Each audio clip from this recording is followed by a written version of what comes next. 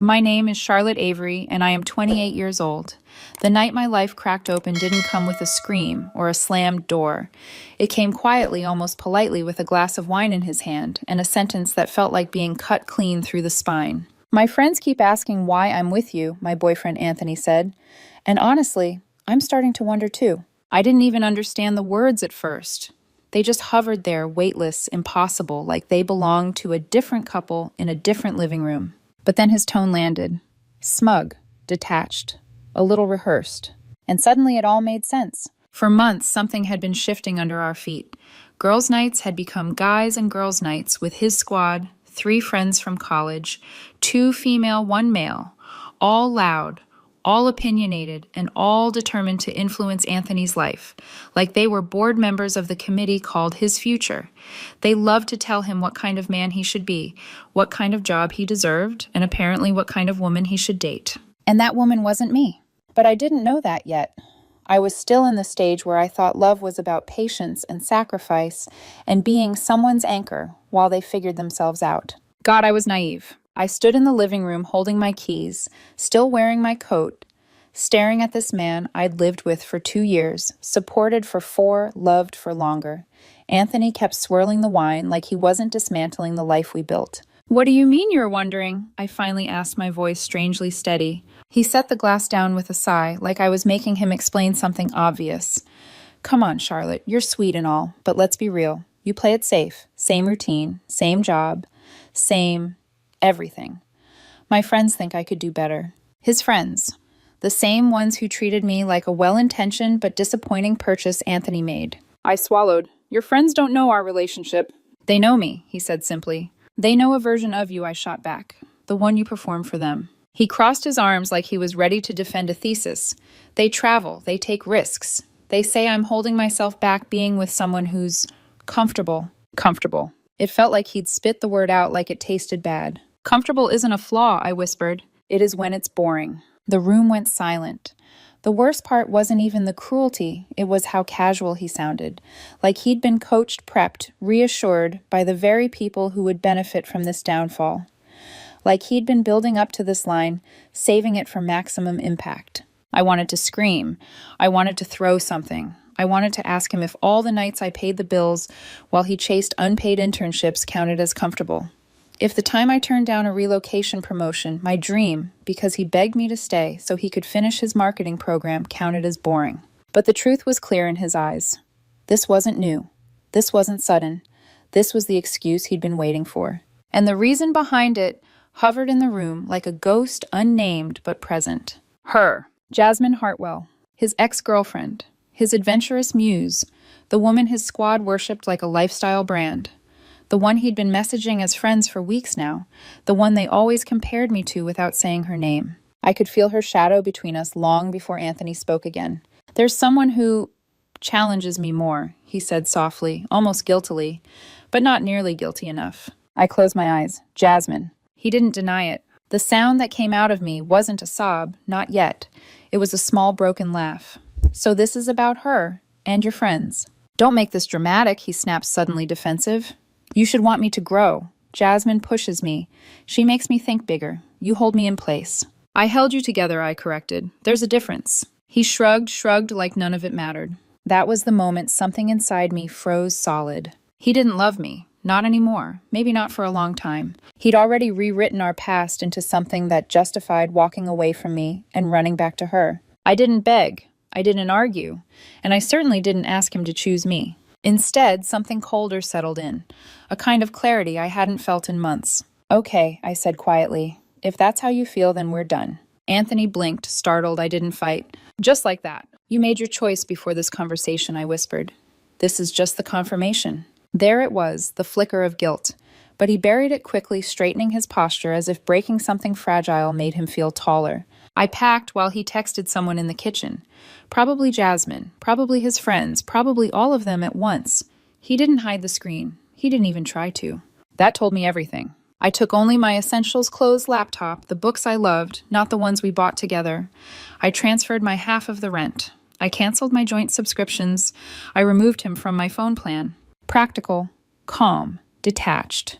The opposite of how he'd painted me. Before I closed the door behind me, I placed a note on the kitchen counter. Just one sentence. Now you and your friends can wonder together why you're alone. I didn't do it for revenge. I did it because it was the truth. When I walked out, the hallway felt cold but honest, like the world was finally done lying on his behalf. Outside, the night air hit my cheeks sharp and clean. For the first time in months, maybe years, I felt the stirrings of something unfamiliar. Not hope, not relief, not yet, but freedom. I didn't look back. When I left Anthony's apartment that night, the air outside felt colder than it should have. Not winter cold, just empty.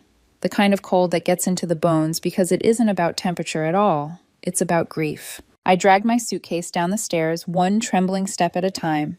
My vision kept blurring, not from tears, I hadn't let myself cry yet, but from shock, the kind that makes everything feel muffled like the world is wrapped in cotton. My friend Melissa lived across town, and when she opened the door at nearly midnight, I didn't explain anything. I didn't need to.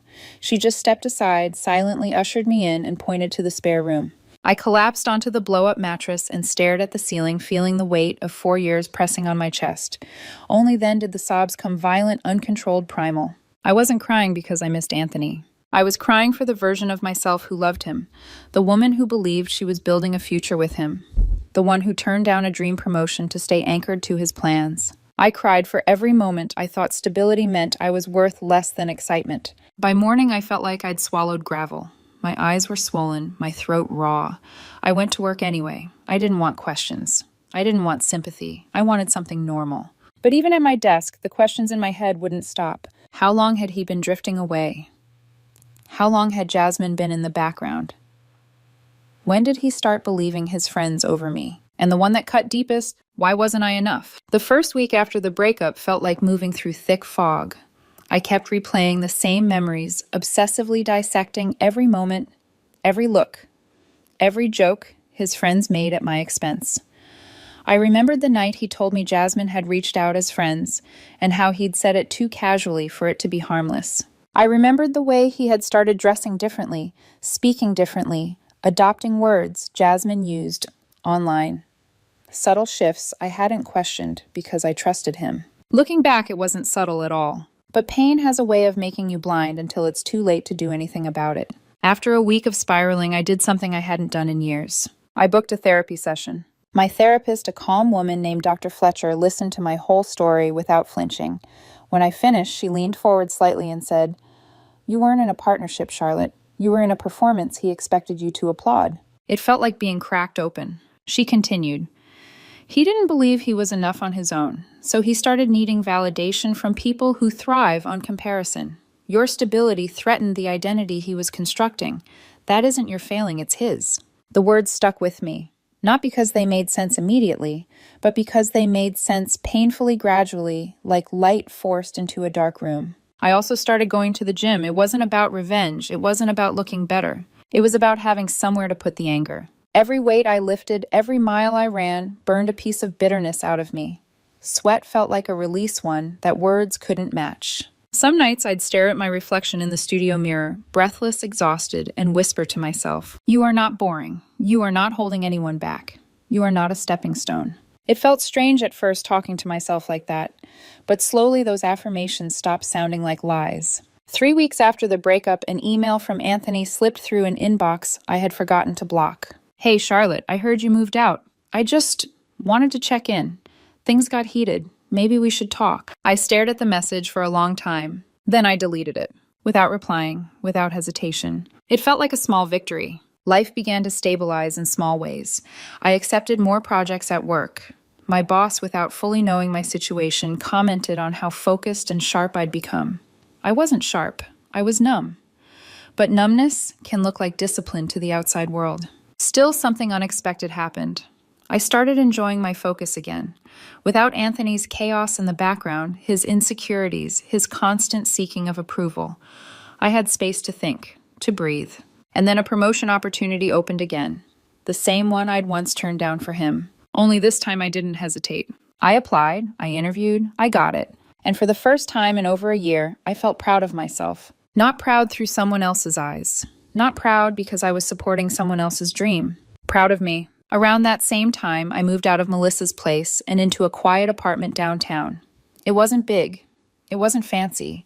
But when I stepped inside for the first time, key in hand, the empty space felt like possibility. I bought a new desk, a bookshelf, simple, clean furniture that felt like it belonged to the woman I was becoming, not the one I used to be. Melissa helped me paint the walls a soft, warm cream color. When we finished, I stood in the center of the room, paint-stained jeans and all, and whispered, "This is mine. Not ours, not his, mine." It was liberating. A month and a half passed. I didn't hear from Anthony again, not directly, but mutual friends kept sending small updates almost by accident. Apparently, Jasmine and Anthony were already together officially. Apparently, she had convinced him to leave his stable job for a creative freelance opportunity. Apparently, Anthony's friends, the same ones who pushed him to chase excitement, were making jokes about how dramatic he'd become. Apparently, he wasn't handling the chaos as well as he thought he would.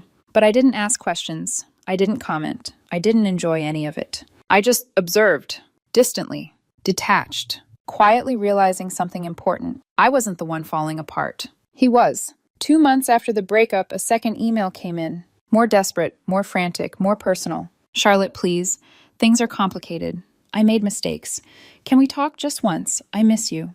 I closed the laptop slowly, and for the first time, I smiled. Because I didn't feel even a flicker of temptation. He was living the life his friends encouraged. He was living the fantasy he believed Jasmine represented. He got everything he asked for, and nothing he actually needed. Meanwhile, I was healing, growing, rising. Without him, without wondering, without looking back. There's a saying my therapist once told me. Some people don't fall, they unravel. Anthony didn't just fall after I left. He unraveled thread by thread, decision by decision, lie by lie. And the most haunting part, I didn't even have to watch. The stories found me on their own. It started with small rumors from mutual friends, nothing dramatic at first. Someone mentioned Anthony looked off at a work event. Another said he'd been late to meetings. Someone else hinted that Jasmine was a lot to handle. I didn't pry. If people told me, fine.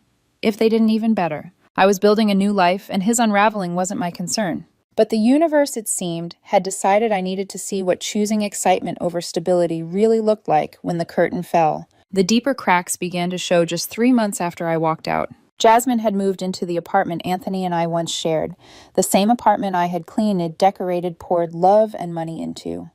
She didn't treat it with the same care. Mutual friends said it looked like a tornado of clothes, camera equipment, impulsive purchases, half-finished, artsy projects. But what mattered wasn't the mess. It was the dynamic. Jasmine was chaos incarnate. Magnetic, yes. Adventurous, yes. The kind of woman who could make Anthony feel like he was living in a movie. Definitely. But the movie had a genre shift Anthony wasn't ready for. She pushed him to quit his stable marketing job. "Freelancing is freeing," she'd said. "You're not meant to be chained to a desk." He listened. He always listened to the voices that promised him sparkles. Within weeks, he realized sparkles don't pay rent. He tried to follow Jasmine into the creative world, but he didn't have her eye, her talent, or her charisma. He jumped between short-term gigs, social media editing, brand, consulting, event, photography. Shadowing with her. Everything unstable, everything temporary, everything poorly paid. Meanwhile, Jasmine spent his savings like they were a temporary inconvenience between bursts of inspiration. Anthony's friends, the ones who pushed him to level up, weren't supportive either. They drifted when he stopped being fun, when he started complaining.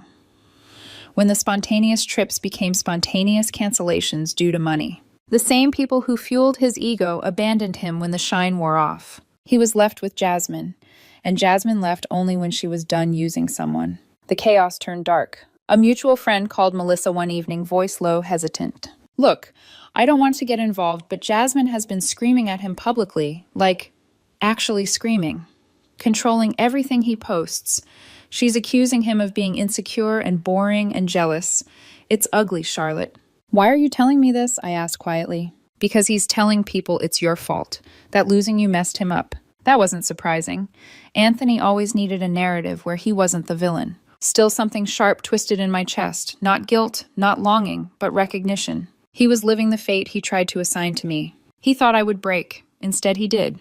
But the real turning point, the moment everything snapped, came a month later. Jasmine cheated. Openly, recklessly, almost proudly. She posted a photo kissing another man on her story. A musician she'd met at some rooftop event. Anthony confronted her, and Jasmine reportedly laughed. "I never said we were exclusive. Freedom is part of my journey." According to a friend of a friend, Anthony cried. Cried. The same man who told me I was too safe, too predictable, too boring, cried over a woman who treated him like a placeholder. Karma doesn't always arrive loudly. Sometimes it walks in wearing heels and red lipstick. Then came the financial downward spiral. Anthony couldn't afford the apartment. Jasmine drained his savings. His freelance gigs dried up. He was behind on bills. And in classic Anthony fashion, he didn't take responsibility. He blamed the instability he chose. He blamed the people who encouraged it. He blamed the economy. And somehow he blamed me. Charlotte leaving threw me off, he reportedly said. She gave up on me. Giving up requires someone trying. I had done all the trying. Then came the messages. First an email, then 2, then 5. All ignored. Then calls from unknown numbers. Ignored. Then voice messages, his tone changing each time. The first voicemail was soft. Charlotte, I miss what we had. I'm sorry. I didn't mean what I said. The second was pleading. Please call me. I need to talk to someone who understands me. The third was guilty. I made a mistake. Jasmine wasn't who I thought. The fourth was angry. You're being childish. We were together for years. The least you could do is respond. The fifth was broken. Please, I messed everything up. I didn't respond to any of them. Healing had taught me something Anthony never learned. Not every cry for help deserves an answer. When he realized I wouldn't reply directly, he involved his family. One afternoon, I received a call from an unknown number. A stern older woman spoke first. This is Evelyn, Anthony's mother. I closed my eyes. Of course. Hello, I said carefully. You need to speak with Anthony. No, I don't. She huffed. He's going through a lot. Jasmine left him. He's unemployed. He's hurting. That doesn't make him my responsibility. He gave you years of his life, she snapped. I gave him the same. It doesn't entitle him to access to me, I said quietly. There was silence, then bitterness. You always were overly sensitive, and for the first time, her words didn't hurt. They bored me. I hung up. The desperation escalated. One rainy Thursday, as I walked out of my new office building for lunch, someone stepped into my path. Soaked, disheveled, shaking. Anthony. Charlotte, he choked out. Please, please don't walk away. I froze, not because I wanted to stay, but because I was startled by how small he looked.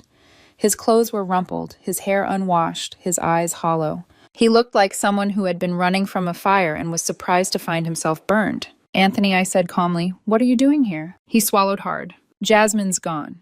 She cleaned out my account. She screamed at me. She told me I'm pathetic.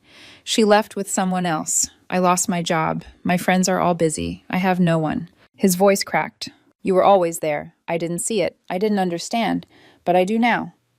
Charlotte, I need you. I studied him for a long moment. This man crying in this rain had once told me I was boring, that I wasn't enough, that I held him back. You don't need me, I said gently. You need stability, and you destroyed the one place you had it. He reached for my arm. I stepped back. Please, I'll change. I swear, just give me another chance. No, I said softly. That one word broke him more than Jasmine ever could. Why, he whispered. Because the woman you threw away is not the woman standing here now. He stared defeated. I walked past him without looking back. He didn't follow. He couldn't. The unraveling was complete, and I was already rising. By the time the wedding invitation arrived, I had almost forgotten Anthony still existed in the same city as me. The envelope sat on my kitchen counter like a relic from a different lifetime. The names printed in elegant gold script belonged to two mutual friends, the kind who remained neutral during the breakup, but watched the fallout unfold from a careful distance. I almost RSVP'd no out of instinct, not because I feared seeing Anthony, but because I didn't want my peace disrupted by his inevitable orbit. But Melissa, ever the blunt voice of reason, said, you should go. Not for him, for you. Show up as the woman he never believed you could be. Her words hit deeper than she knew, so I went. The venue was a beautiful vineyard estate on the outskirts of the city, rows of vines stretching toward the horizon, soft music floating through the air, everything warm and effortless, in a way weddings pretend life can be. I wore a soft emerald dress that flowed when I walked a dress I might have avoided months ago for fear it was too much. Now I wore it because it made me feel like myself, steady-centered and quietly powerful. And I wasn't alone. My date. Daniel Whitmore walked beside me. A man I'd met through work. Kind eyes, a calm presence, someone who listened without needing to be entertained. We'd been dating a few months, not rushing anything, just enjoying the simplicity of being with someone who didn't treat relationships like performance art. Daniel squeezed my hand as we approached the reception hall. Nervous, he asked. Not nervous, I said softly. Just aware. He nodded, understanding the unspoken. The ceremony was beautiful. The vows were heartfelt, the music soft, the atmosphere light. I let myself get lost in the romance of it, not because I wanted to be the bride, but because I finally understood something. I didn't need to cling to the idea of what my past could have been. I was building something better now. After the ceremony, guests drifted toward cocktail hour, champagne glasses clinking in the golden afternoon light. Laughter filled the air. I mingled, chatted, even laughed genuinely. For a moment, I forgot about Anthony entirely, until I didn't. I felt his presence before I saw him. A shift in the air.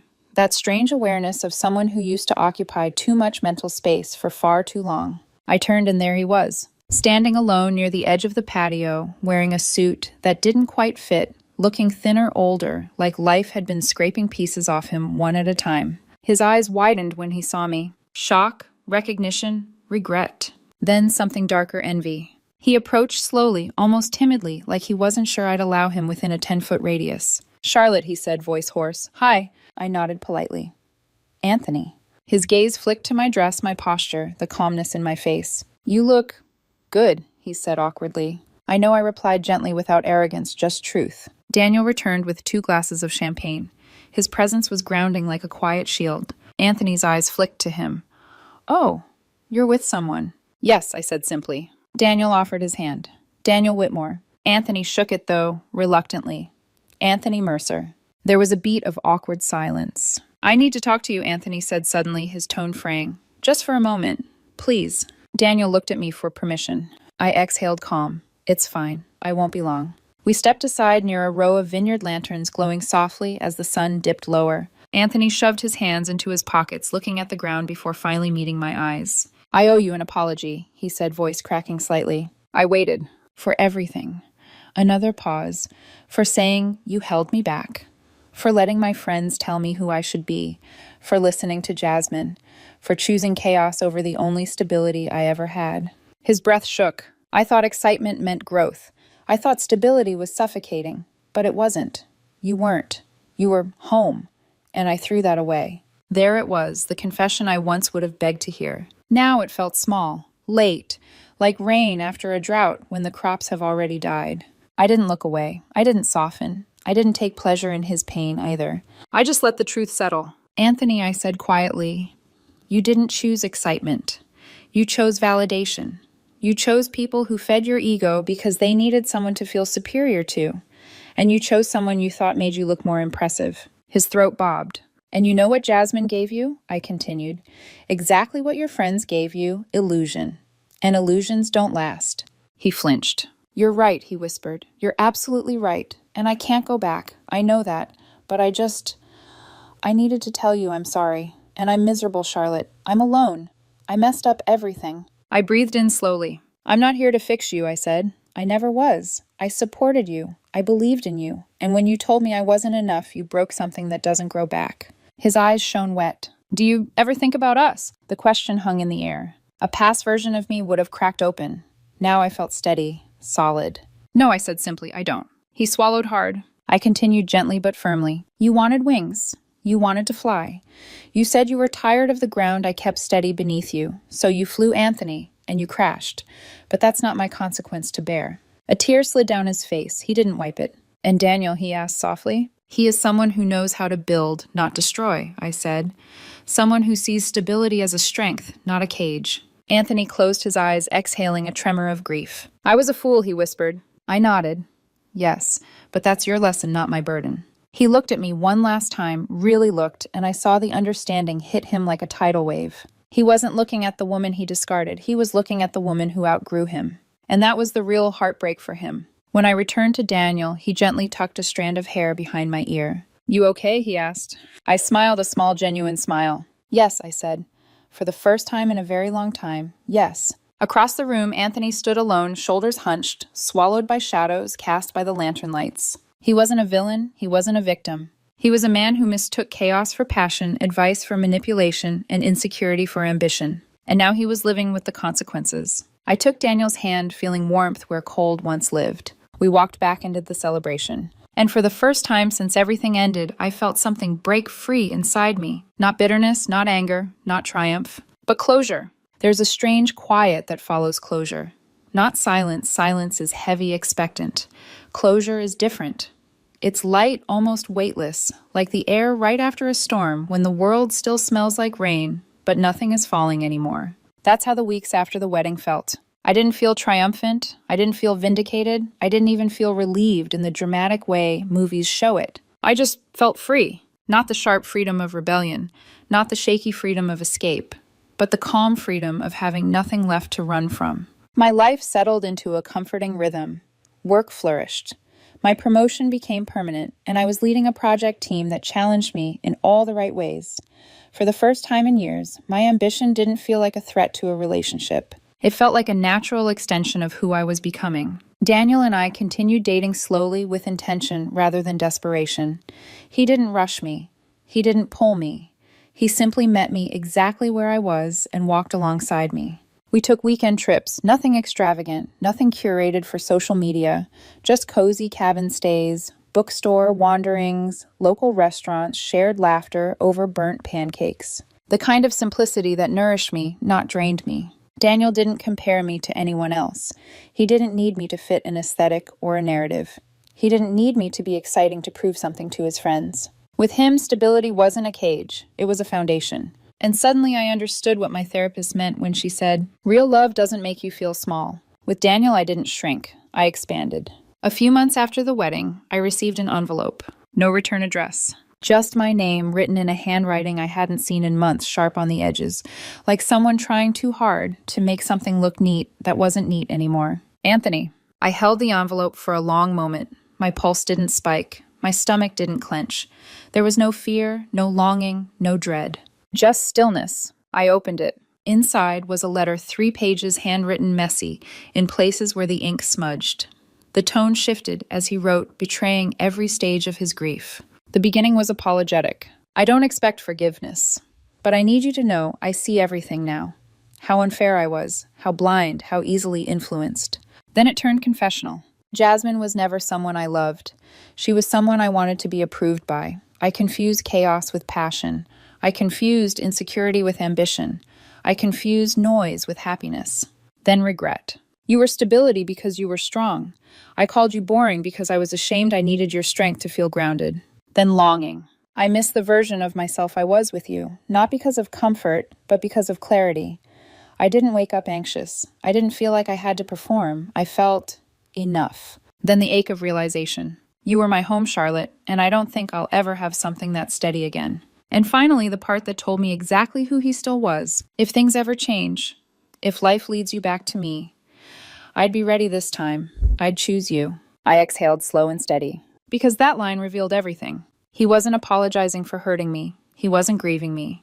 He was grieving the stability he lost and now wanted back. But I wasn't that woman anymore. And I wasn't his home. I was my own. I folded the letter neatly, placed it back in the envelope, and walked to the kitchen. I didn't burn it or rip it up or dramatize the moment. I just dropped it into the recycling bin like a piece of paper that had served its purpose. Then I wiped my hands on a towel and made tea. No shaking, no crying, no reminiscing. Just living. That night, I told Daniel I received a letter from my ex. He didn't tense. He didn't pry. He didn't compare himself. He simply asked, "Do you need to talk about it?" I thought about it, then said, "No, I'm okay." And I meant it.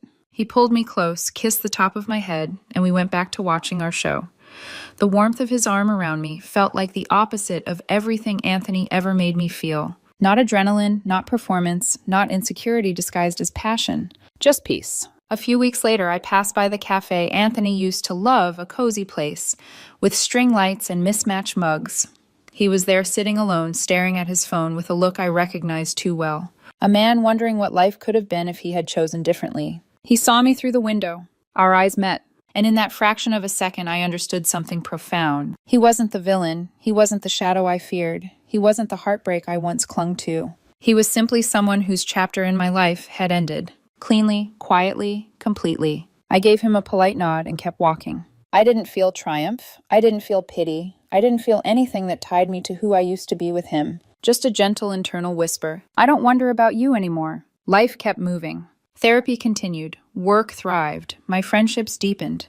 Daniel and I grew closer in a way that felt organic and intentional. One evening, as we cooked dinner together, laughing, bumping elbows, dancing poorly to a playlist he made, I felt something warm settle in my chest. Not the electric rush of infatuation, not the frantic grip of trying to prove something, not the desperate fear of losing someone, but genuine grounded love. The kind that isn't performative or loud, the kind that shows up, the kind that builds, the kind that stays.